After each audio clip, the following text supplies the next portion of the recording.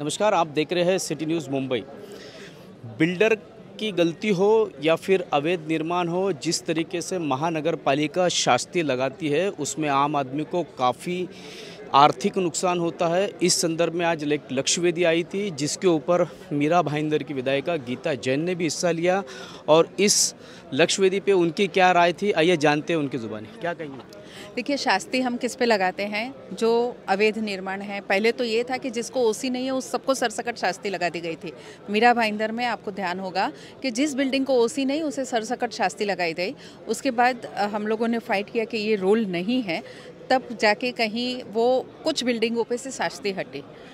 अभी भी जहाँ 500 शास्त्री फ्री है, 500 स्क्वायर मीटर 500 स्क्वायर फुट अभी भी जो शास्ति फ्री है, उसकी भी शास्ति बहुत सारे ऐसे उदाहरण हैं जिसको हटाई नहीं गई। वो कॉरपोरेशन के लेवल की बात हुई, लेकिन शास्ति हम अवैध निर्माणों को लगाते तब अवैध निर्माण बनाता कौन है? बनाता बिल्डर है। कॉमन लोगों को ये नहीं पता होता है कि ये बिल्डिंग अवैध है, वैध है। उनके पास सिर्फ ब्रोशर आता है और वो भ्रमित होके या कहिए कि वो बहकावे में आके वो फ्लैट खरीदते हैं और फिर एंड अप शास्ति भर रहे हैं। उन्हें पानी नहीं मिल रहा है, उन पे तो हर तरह की मार पड़ रही है। उन्हें पानी भी टैंकर से मंगवाना पड़ रहा है, शास्ति भरनी पड़ रही है। और इस तरह से मार बचने के लिए मेरा आज निवेदन ये रहा कि एटलीस्ट जो हम कर सकते हैं, आज शास्ति पे लक्ष्य वेदी आई ही थी तो हमने ये कहा कि शास्ति उन लोगों पे तो बिल्कुल भी नहीं लगनी चाहिए जिन्होंने इस तरह से फ्लैट्स खरीदे हैं, जिनको ये मालूम नहीं होता है कि हमारी बिल्डिंग अवैध है। इसके साथ आपने एक झोपड़पट्टी का भी मुद्दा उठाया कि अवैध झोपड़पट्टी को भी शास्ति लगाई जाती है। बिल्कुल, हमारा बहुत साल से ये चल रहा है कि झोपड़पट्टी को टैक्स कैसे लगाया जाए।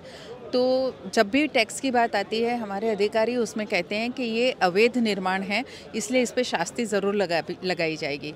अब जो व्यक्ति एक बार का यानी रेगुलर टैक्स नहीं भर सकता, उसको शास्ति के साथ 3 गुना टैक्स भरना काफ़ी मुश्किल होता है।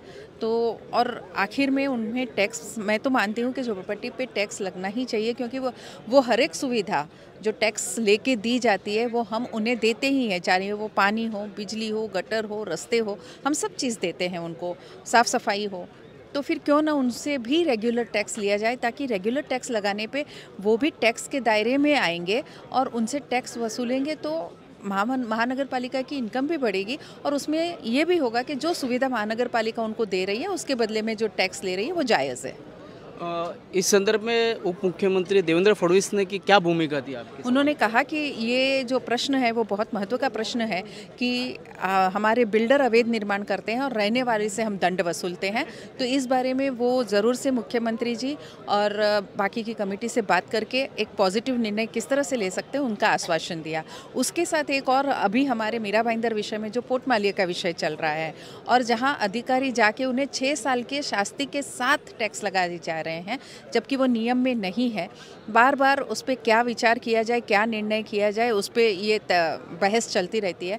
तो मेरा ये विचार है कि जहाँ 14 मीटर की हाइट है, जैसे मुंबई में उस पर नहीं लगाया जाता, वैसे हर एक जगह एक निर्णय सेम हो, क्योंकि मुंबई और हमारा मीरा भाईंदर कोई बहुत अलग से नहीं कह सकते, लगत शहर है और उसे भी निर्णय सेम ही लागू होने चाहिए जो मुंबई के हैं।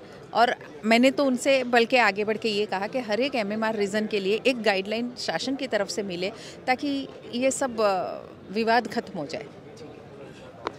तो जिस तरीके से विधानसभा में लक्ष्य वेदी के माध्यम से विधायक गीता जैन ने शास्ति को लेकर के आवाज़ उठाई है, उनकी इस आवाज़ को मंजूर किए जाने के बाद मीरा भाईंदर के लाखों लोगों को इसका लाभ होगा, जिसमें फिर चाहे वो बिल्डिंग में रहने वाला हो, चाहे फिर वो झोपड़पट्टी में रहने वाला हो।